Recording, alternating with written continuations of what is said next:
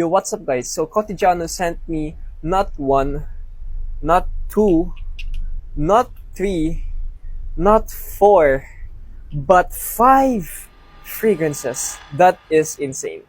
Thank you, Cotigiano, for sending this out to me. I was supposed to do an unboxing plus first impression, pero I forgot to press record. So, that's on me. But let's do some first impressions sa mga pedala nila. Let's go. So, the first one here, we have here is Legend. So, this is a copy of Montblanc Legend Spirit. And personally, I love ang DNA ng isang Invictus. And Legend Spirit is basically the youthful version of Invictus. And surprisingly, they nailed the DNA on this one.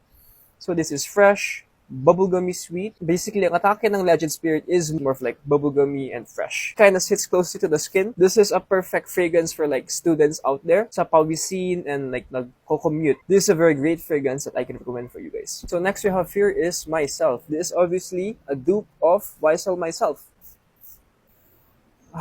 Really, really good. So what you get here off the top is citruses, a bit fizzy, like sparkling, floral, it's very clean. And napansin ko agad yung atake nila sa Myself. Tone down na bit yung sweetness niya para mas wearable sa climate natin. If you don't know, Myself has actually a floral sweetness onto it. And Cotigiano's take on Myself is basically toning down on that floral sweetness. Next we have here is one of the best beauty. They sent out a beauty for me. Thank you guys kasi na-mention ko sa isang video ko that they have the best beauty because it's true. I've tried it on a decant. I tried it in a stiff session. It's really damn great. So basically, di na to first impression since I've already tried it, but I'll give you guys my thoughts and my impressions on it.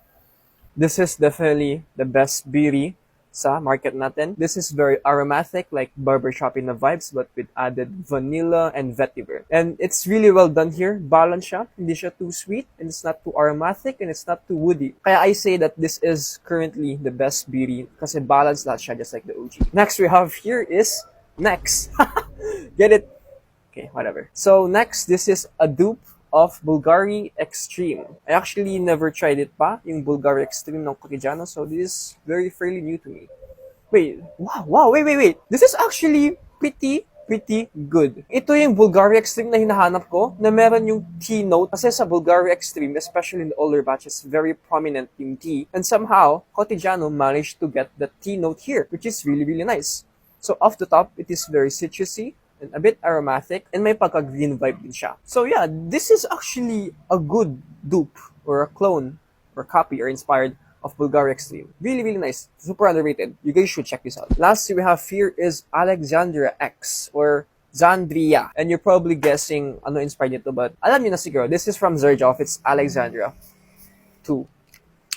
I am not the biggest fan of Alexandria 2, but I'll give you guys my initial first impressions. Unfortunately, the last time I've tried Alexandria 2 was via decant. If you remember my video, si Sir Arwin from Big Bam Wolf, pinalala ko ng mga decants. Meron Alexandria 2 dun, and that's when I tried Alexandria 2. So take my opinion with a grain of salt kasi I can't really remember like fully yung scent ng Alexandria 2, but nang doon yung DNA nito, which is surprising for Cotigiano. So I can't really say if it's close or not, but I can definitely say that it gets the job done. So what you get here initially, or mostly, is just wood and oud. But yung oud nyo here is not like your skunky type of oud. It's more like a very dark and woody oud. It's really elegant. For me, it's not really blind buy worthy. Kaya I highly suggest not to blind buy this fragrance. But if you like oud or very dark wood na fragrance, this might be up your alley kasi it's very elegant ang amoy niya for me. You can also pick like hints of rose as well, but it's not really prominent. Parang background note lang siya.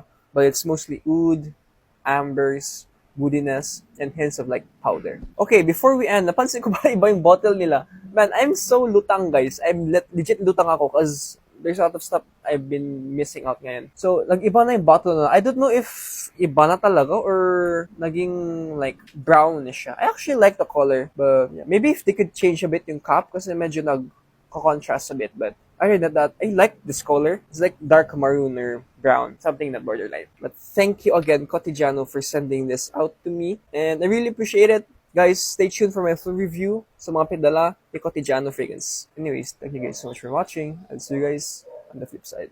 Peace.